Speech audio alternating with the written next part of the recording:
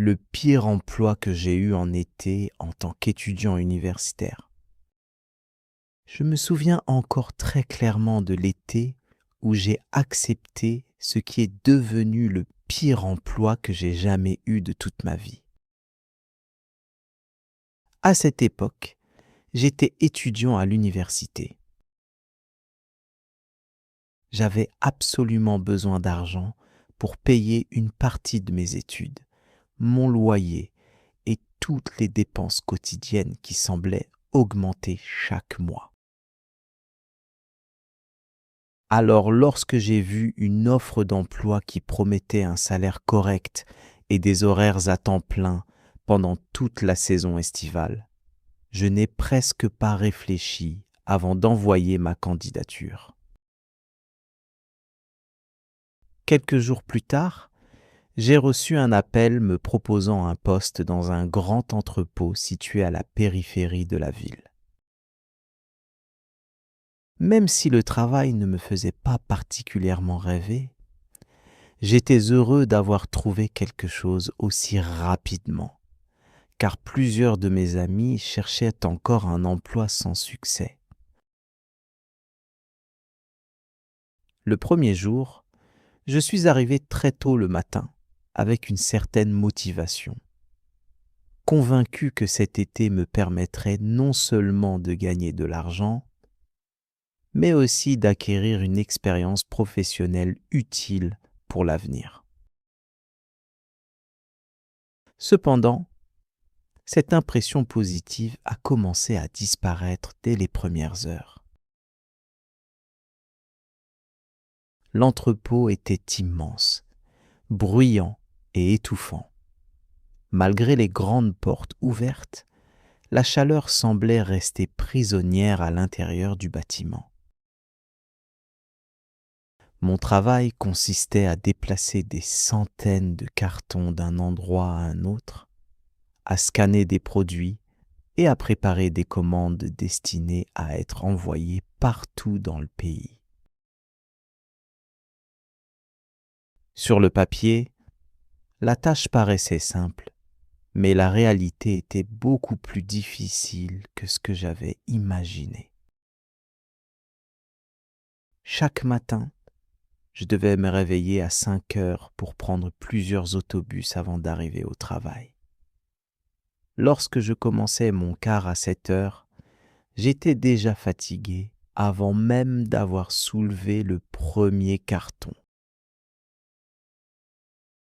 Pendant toute la journée, nous étions constamment surveillés par des superviseurs qui semblaient uniquement préoccupés par la vitesse à laquelle nous travaillions.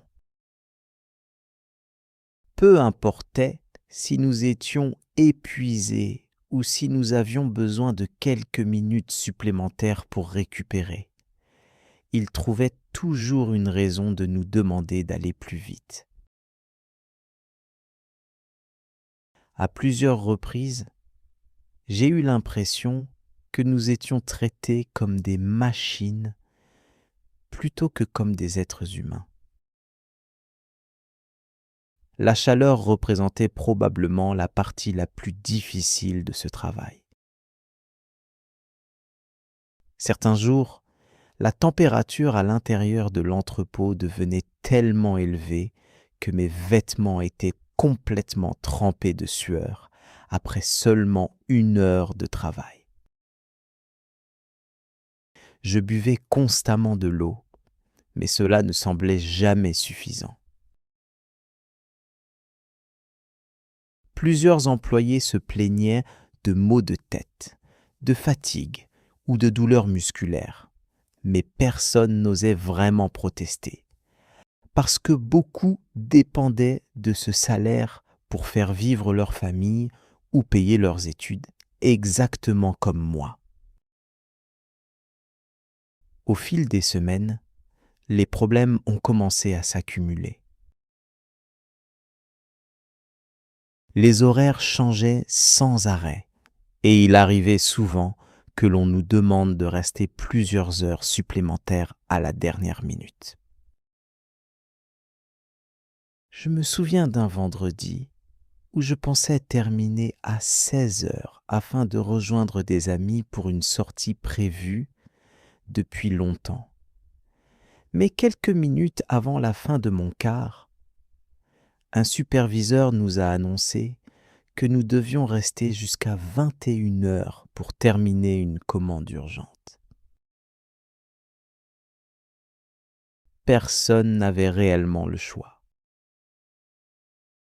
J'ai donc envoyé un message à mes amis pour leur expliquer que je ne pourrais pas venir. Et ce genre de situation est devenu de plus en plus fréquent au cours de l'été. Le pire moment est arrivé au milieu du mois d'août. Ce jour-là, une importante livraison devait être préparée avant la fin de la journée, et toute l'équipe travaillait sous une énorme pression. Les superviseurs circulaient entre les allées en répétant constamment que nous devions accélérer. Après plusieurs heures sans véritable pause, mes jambes étaient lourdes, mes bras me faisaient mal et je sentais que ma concentration diminuait. En soulevant un carton particulièrement lourd, j'ai perdu l'équilibre et je suis tombé au sol devant plusieurs collègues. Heureusement, je ne me suis pas gravement blessé, mais j'ai ressenti une douleur assez forte dans le dos pendant plusieurs jours. Ce qui m'a le plus choqué, ce n'est pas la chute elle-même, mais la réaction de mon superviseur, qui m'a simplement demandé si je pouvais me relever rapidement afin de reprendre le travail. À partir de ce moment-là, j'ai commencé à compter les jours qui me séparaient de la fin de l'été. Chaque matin, je regardais le calendrier en espérant voir le temps passer plus vite. J'étais constamment fatigué, je n'avais presque plus d'énergie pour voir mes amis et je profitais très peu de mes vacances universitaires. Alors que beaucoup de personnes imaginent l'été comme une période de liberté, de voyage et de détente, moi je passais mes journées dans un entrepôt brûlant à déplacer des cartons sans fin. Pourtant, malgré toutes les difficultés, cette expérience m'a appris plusieurs choses importantes. J'ai compris à quel point certains emplois physiques peuvent être exigeants et à quel point il est facile de juger un travail sans avoir essayé de le faire soi-même. J'ai également développé un profond respect pour les personnes qui accomplissent ce genre de tâches toute l'année, parfois pendant des décennies. Enfin, cette expérience m'a donné encore plus de motivation pour poursuivre mes études universitaires. Parce que chaque journée passée dans cet entrepôt me rappelait pourquoi je travaillais autant pour obtenir mon diplôme. Lorsque le dernier jour est enfin arrivé, j'ai quitté le bâtiment avec un immense sentiment de soulagement. Je me souviens avoir regardé une dernière fois les longues rangées de cartons, les chariots qui circulaient dans tous les sens et les grandes portes métalliques de l'entrepôt. Puis je suis monté dans l'autobus avec le sourire.